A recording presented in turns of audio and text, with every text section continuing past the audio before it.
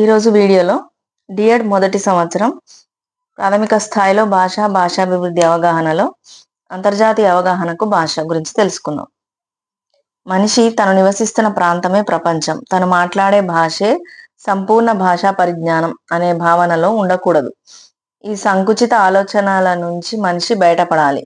విశాల విశ్వంలోని మానవీయ భావనలను, విశాల దృక్పథాలను అవగాహన చేసుకోవాలి. మనిషి భాష, జాతీయత వేరైనా మానవ ఆలోచనలు, స్పందనలు, భావోద్వేగ అంశాలన్నీ ఒకే రీతిలో ఉంటాయి. కాబట్టి మనిషి ఏ ప్రాంతం వారితోనైనా, ఏ విదేశీయులతోనైనా మానవీయ అనుబంధాలను పెంచుకోవడానికి అవకాశం ఉంది. ఇందుకు భాష ప్రధాన సాధనంగా ఉపయోగపడుతుంది. అంతర్జాతీయ భాషా సమాజంలోని సామాజిక సాంస్కృతిక పరిస్థితులను, విశేషాలను అవగాహన చేసుకోవాలి. ఆ వెలుగులో మన స్థానియ విషయాలతో బేరీజు వేసుకోవాలి. మనిషి ఏ ఖండంలో నివసిస్తున్నా మానవ జీవన లక్ష్యాలు, స్పందనలు, తాత్వికత ఒకటే విధంగా ఉంటుందనేది వాస్తవం. దీనివల్ల మానవులంతా ఒకటే అనే భావన మరింత బలపడుతుంది. అంతర్జాతీయ సమాజంలోని అనేక వికాస పరిణామాలు మన మీద అనుకూల ప్రభావం కలిగిస్తాయి. మనం ఏ దిశగా వెళ్ళాలి, మనం సరైన దిశగా పయనిస్తున్నామా అనే పరిశీలన చేసుకోగలుగుతాం.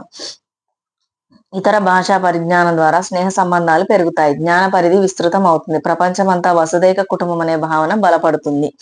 ప్రపంచ దేశాల మధ్య సౌహార్ద పరిస్థితులు నెలకొంటాయి. అధికార భాష ఒక సమాజంలో అత్యధిక సంఖ్యాక ప్రజల మాతృభాష ఏదైతే అక్కడి పాలనా వ్యవస్థ కూడా ఆ భాషనే అధికార భాషగా స్వీకరిస్తుంది. ప్రజాస్వామ్య పరిపాలనా వ్యవస్థలో ప్రజలే నిజమైన పరిపాలకులు. కాబట్టి ప్రజల భాషే పాలనా భాషగా, అధికార భాషగా వ్యవహరించబడుతుంది.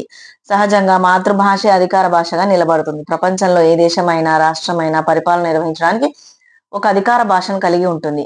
చరిత్రను పరిశీలిస్తే ప్రాచీన కాలంలో రాచరిక వ్యవస్థలో అధికార భాషను రాజభాష అని పిలిచేవారు. శాతవాహనుల కాలంలో ప్రాకృతం రాజభాషగా ఉండేది.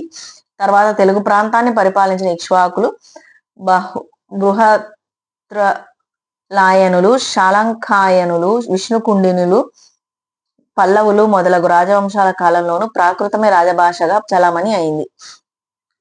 వీరంతా అక్కడి ప్రజలు మాట్లాడే తెలుగు భాషకు ప్రాధాన్యం ఇవ్వలేదు. ఆ తర్వాత తెలుగును పాలనా భాషగా చేసుకున్నవారు చాళక్య రాజులు. తదనంతరం కాకతీయులు, రెడ్డి రాజులు, విజయనగర రాజుల కాలంలో తెలుగు అధికార భాషగా, సాహిత్య భాషగా ఉన్నత స్థాయిని సంపాదించుకుంది.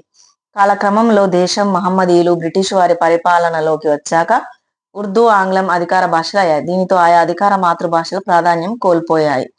దేశానికి స్వాతంత్రం వచ్చాక కూడా దేశ భాషలు అధికార భాషలుగా తమ స్థానాన్ని పొందలేకపోయాయి. ఒక ప్రాంతం స్వేచ్ఛ కోసం పోరాడినట్లుగా భాష కూడా తన అస్తిత్వాన్ని నిలబెట్టుకోవడానికి ఉద్యమ స్థాయిలో పోరాటాలు చేయవలసి వచ్చింది.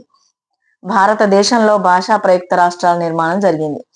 ఆంధ్ర, తెలంగాణ ప్రాంతాలు కలిసి 1956 నవంబర్ 1న ఆంధ్రప్రదేశ్ రాష్ట్రంగా అవతరించింది. ఈ ఆంధ్రప్రదేశ్ రాష్ట్రంలోనూ తెలుగు పాలనా భాషగా, అధికార భాషగా తన స్థానం కోసం పోరాటం చేయవలసి వచ్చింది. భారత రాజ్యాంగం కూడా అధికార భాష ప్రాధాన్యాన్ని నొక్కి చెప్పింది. 1950లోనే రాజ్యాంగం అధికార భాష చట్టాన్ని అమల్లోకి తీసుకొచ్చింది.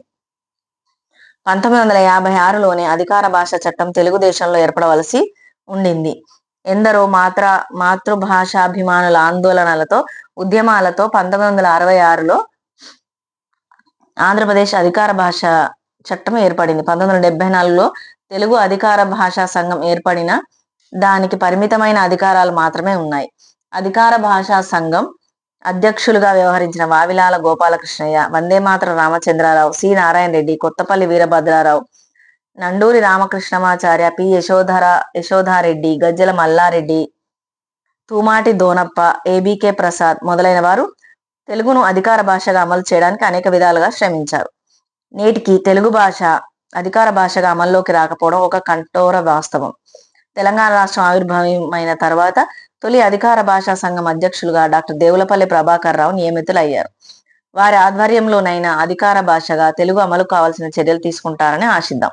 తెలుగు రాష్ట్రాల్లో అధికార భాషగా తెలుగు అమలుకు ఎదురవుతున్న సమస్యలను క్షుణ్ణంగా పరిశీలించాలి.